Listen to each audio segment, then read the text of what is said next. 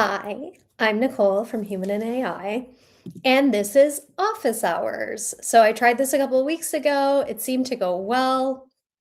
So what we're going to do is talk about common questions that I've gotten about AI.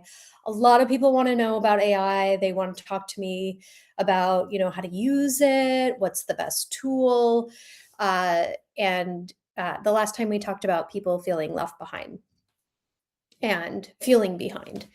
And in a nutshell, what I said was, you are not behind. Don't worry. You're right on time. And now is the best time to start with AI. So today I'm going to talk about a question that I got from someone who was asking about how to use AI at work. And this is a really common thing that I'm hearing, and that's, I've been asked to use AI. I don't know what I'm doing. Please help me. So this person, their boss told the team, we need to start integrating AI into our workflows, and gave them no guidance. So this is something that's happening a lot these days. There are a lot of companies claiming that they're using AI, but they're not seeing any return on investment, and they're not giving any information about, how it's providing efficiencies, but also, they're spending a lot of money on AI, but how are they making money? And one of the things they're doing is saying, well, just use AI and let us know. Um, So, if there's no clear ownership, training, or definition of what good looks like, you're not going to be successful in your AI use, because you don't have to know how to use AI already. Uh, the organization itself, in this case, is still figuring it out clearly.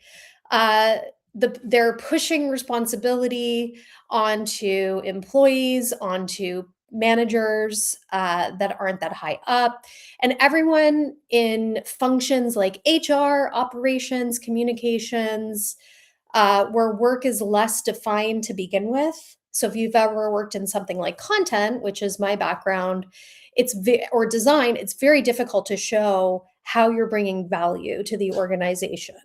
So if you feel like you don't fully understand AI, you're not sure where to start, you're worried about getting it wrong, that is not a personal failure. Okay, that's pretty much where everyone is. The cool thing, for me anyway, this is how I see it. The cool thing here is that you have an opportunity here. You get to define how you and your team are going to use it. Because when something is this undefined, the people who step in early get to shape how it is being used. So if you're in that position, you're either working in a company where they've told you you have to use AI, but they haven't told you how, or you're managing a team, you're managing people, and your higher ups are saying, I want you to get your team on AI. Um, this is going to sound weird, but don't start with AI tools.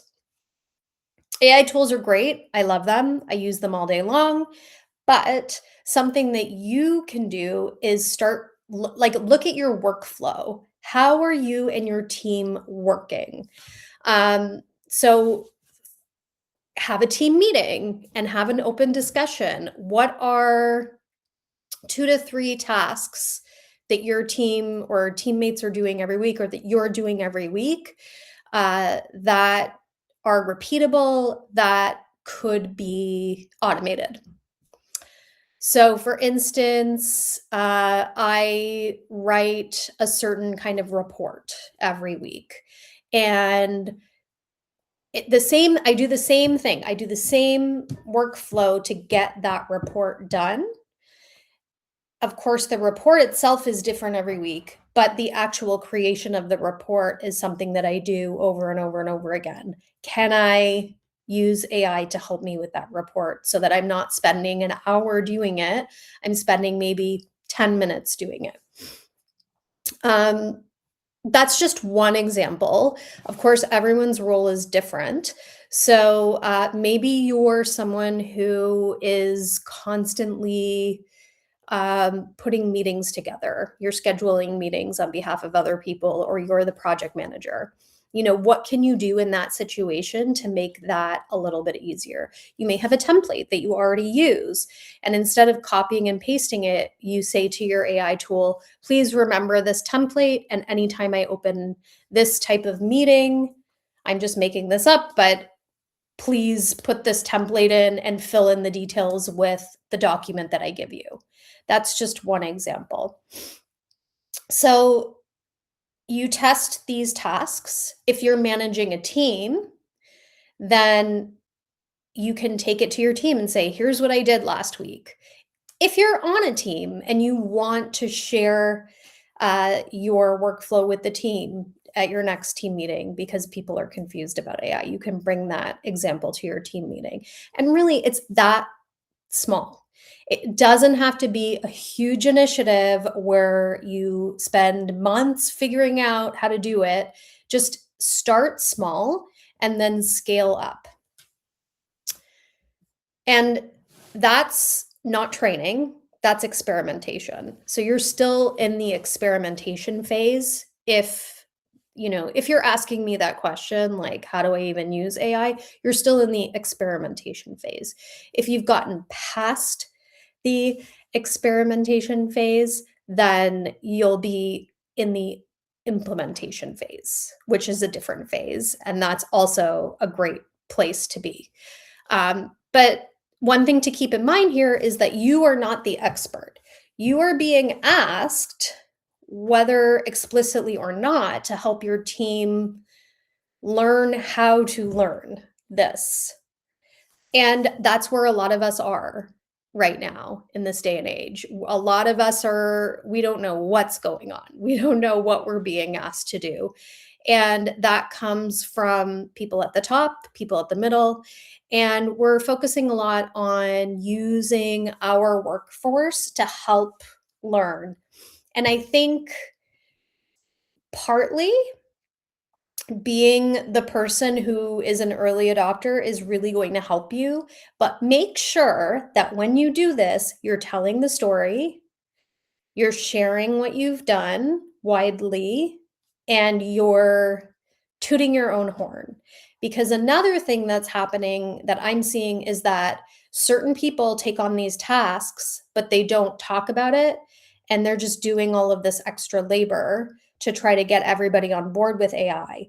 So if you have a champion program or some kind of program at your work, it's worth inquiring about joining. It's worth, asking, can I share this at an all hands? Can I share this at a town hall? Something that gets you that visibility that you're going to be able to use as part of your progression. And I think, that's important. Don't just do it because, you're watching this video and you're thinking, oh, that's great, I'll do it. Get something for it because you're doing the work. So make sure that you're being recognized for it. And get that recognition and get the support, because that's the other thing. These sorts of initiatives, they need to be supported. So if you're being asked to do this, but you're not able, you don't get the time in the week, because you're going to need time to do these experiments, because something's going to work, some other things are not going to work, and you're going to have to figure out which is which. And when you're preparing a presentation to your team, that's also work.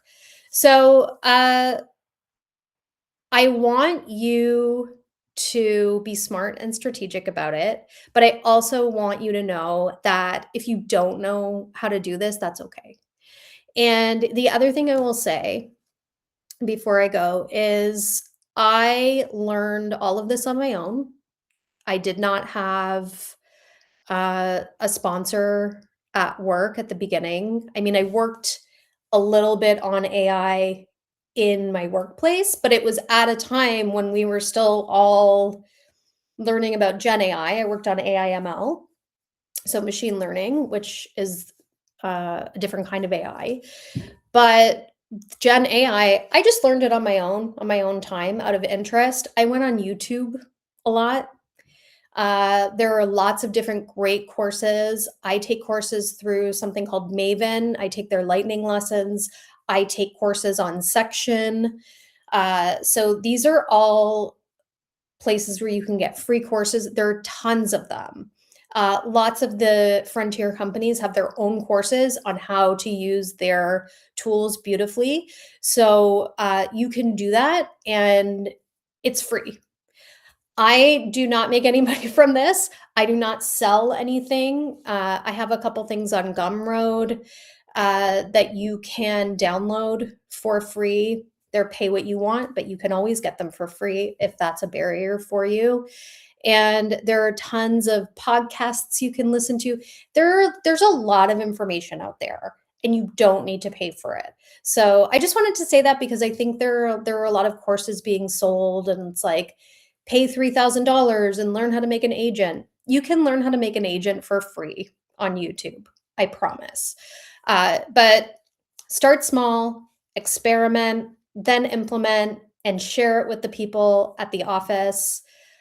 Don't gatekeep, because that's one of the things that I really believe in, is not gatekeeping. And just take it one step at a time, and you're going to do great.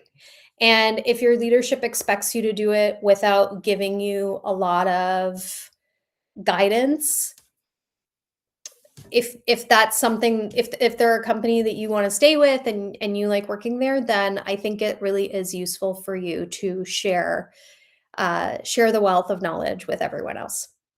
Thanks.